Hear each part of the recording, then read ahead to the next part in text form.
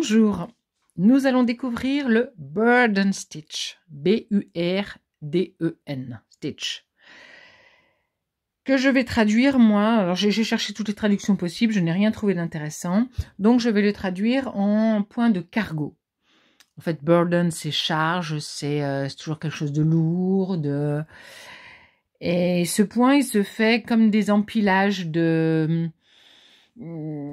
containers sur un bateau. Donc on va l'appeler point de cargo, ce sera plus facile et ça doit se dire dans toutes les langues. Donc on va l'appeler comme ça. Mais on va garder quand même l'appellation un petit peu Burden Stitch parce qu'on a dans tous les livres anglo-saxons. C'est quand même un petit peu notre base de travail actuellement. Donc je vais tendre des fils, des points. Non, tendre des fils sur des points parallèles et équidistants, mais là j'ai pas besoin de règles, j'ai fait un petit peu au pif. Ils sont séparés, on va dire, de... Où est ma petite règle? Elle doit être là. Voilà, ma petite règle est ici. Je les ai fait espacer de... Que dis-je? 2 mm. À peu près 2 mm. Oh, quasiment tous 2 mm. Parfait. Donc nous allons tendre les fils.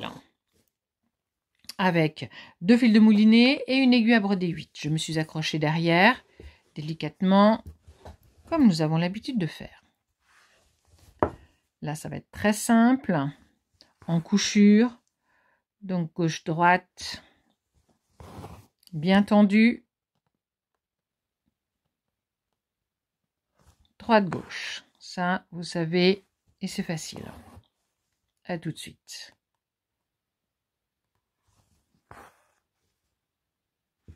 Notre tambour soit bien tendu, pour que ce soit bien tendu. Donc maintenant, je vais passer à la deuxième partie. Donc, j'ai pris une aiguillée de 3 fils de moulinet cette fois-ci. 3 fils de moulinet pour que ce soit un peu plus épais. Dans une aiguille 8, ça passe très bien. Je me suis accrochée donc derrière.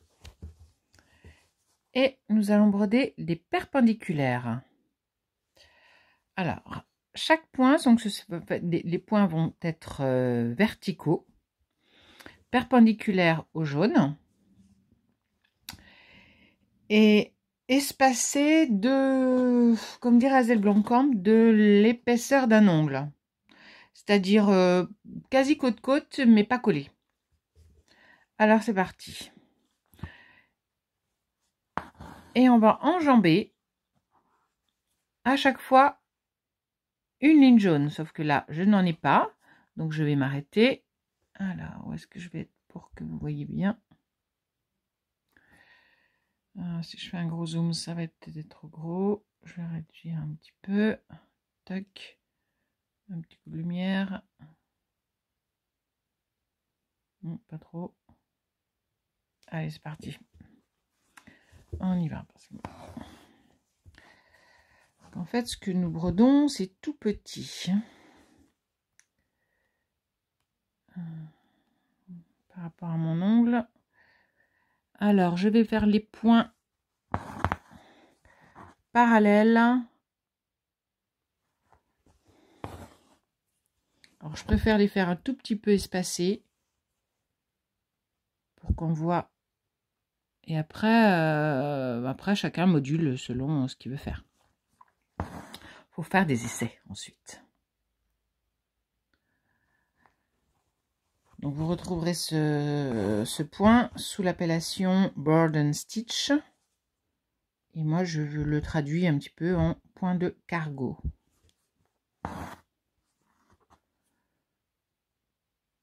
Il faut trouver une traduction. Hein. Voilà. Donc, on pique juste au-dessus de la deuxième ligne jaune. Et je vais piquer, normalement, je suis juste en dessous.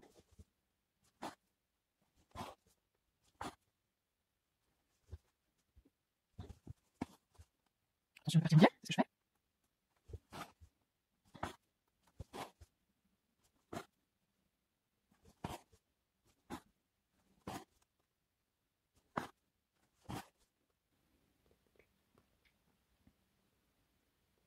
Donc je vais repartir pour faire le rang du dessous, mais il nous restera un demi-rang à faire en haut. On fera en 3e rang. Donc je repars pour le rang suivant. Je descends en dessous du rang jaune et juste au-dessus du 2e fil tendu jaune. Et je viens me mettre juste à ras du 2e fil jaune. C'est une sorte de passé en piétin en fait, mais organisé.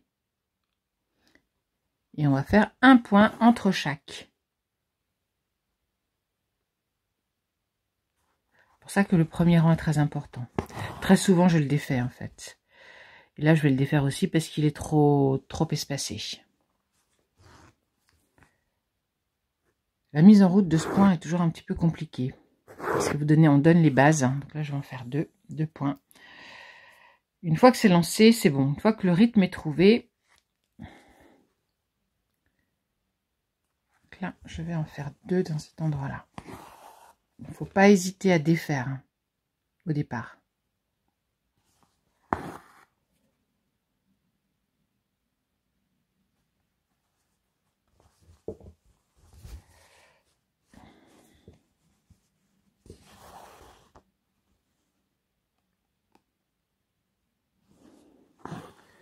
Voilà.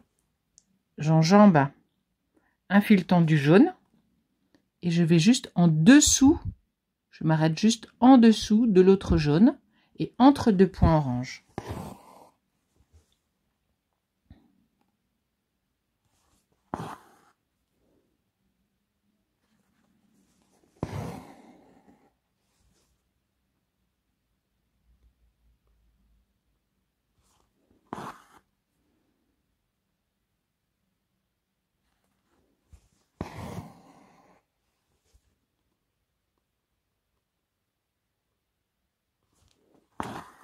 Alors, au départ, on voit pas grand chose de ce qu'on fait.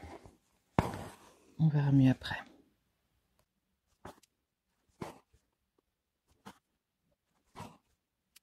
Attention, je vais prendre le fil jaune.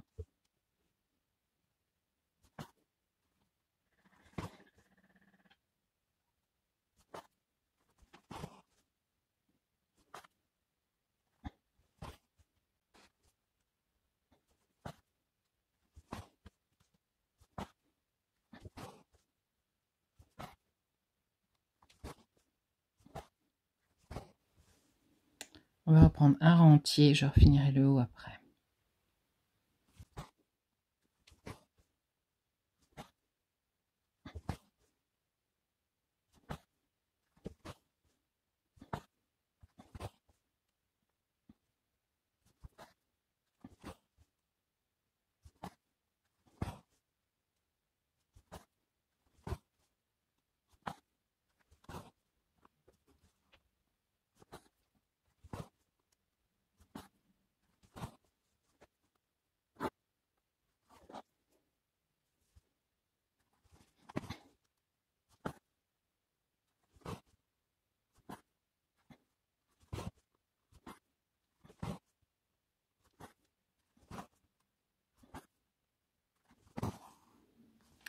Donc là, je vais repartir pour terminer le rang du haut,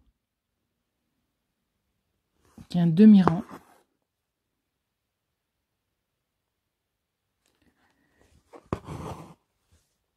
Et pour que la bordure du haut soit bien nette, le contour. De toute façon, après, elle sera habillée par un point fendu, certainement au point de tige. Et ensuite, un point de chaînette en 3D. Ça, ce sera un autre dossier. Pour l'instant, on s'occupe du Bird and Stitch, alias point de cargo. Voilà, donc là, on refait un demi-point. Là, il faudra que je revienne travailler cette petite partie. Un petit peu moche. Là, je vais refaire un petit point aussi. après on s'adapte avec le support et la forme que l'on veut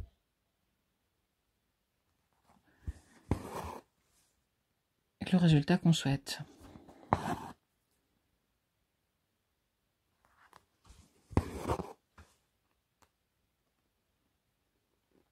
Et voilà.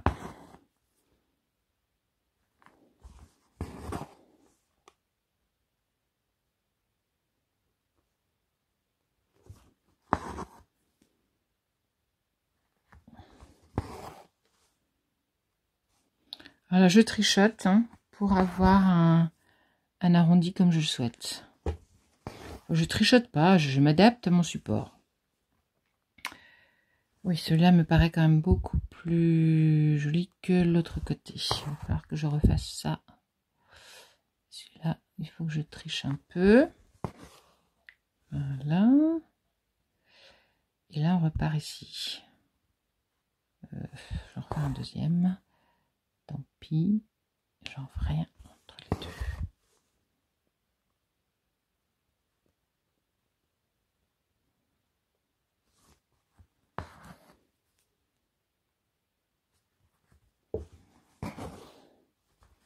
Voilà, si je reviens non, entre les deux. Voilà, et bien on voit que l'arrondi il est correct. Et celui-ci que j'ai une couette là. Donc je repartirai faire mon rang. Quand je vais repartir faire mon rang de droite, quand je serai arrivé au bout, je vais récupérer cette partie-là. Donc on se retrouve tout à la fin. Au travail et à bientôt. Voilà le cœur terminé au point de cargo ou board and stitch. Il sera entouré d'un point de tige qui sera lui-même rebrodé avec un point de chaînette pour avoir une bordure lisse. Mais vous pouvez voir tout de suite d'abord que en fait on peut créer des nuances avec ce point. Soit vous, dans la partie droite, je l'ai fait beaucoup plus serré que sur la partie gauche, hein, qui est plus aérée. Quand c'est aéré, on voit encore le fond. Donc si vous mettez un fond clair, ça peut donner de la lumière et donner du volume. Mais bon, pour ça, il faut déjà bien maîtriser. Je veux dire que je n'ai pas fait complètement exprès dans ce modèle-là. Mais c'est un point qu'il faut maîtriser. Et une fois qu'on l'a maîtrisé, on peut réaliser beaucoup de choses. C'est un point, en fait, qui est très, très ancien, qui est... qu'on peut assimiler au point de couchure des points du Moyen-Âge avec des fils d'or. Et selon, en fait, on lance des fils d'or et on rebrode avec des fils de couleur. Et selon les espaces laissés vides, ça donne de la lumière. Donc voilà une initiation au board and stitch ou point de cargo. Amusez-vous bien et à très bientôt.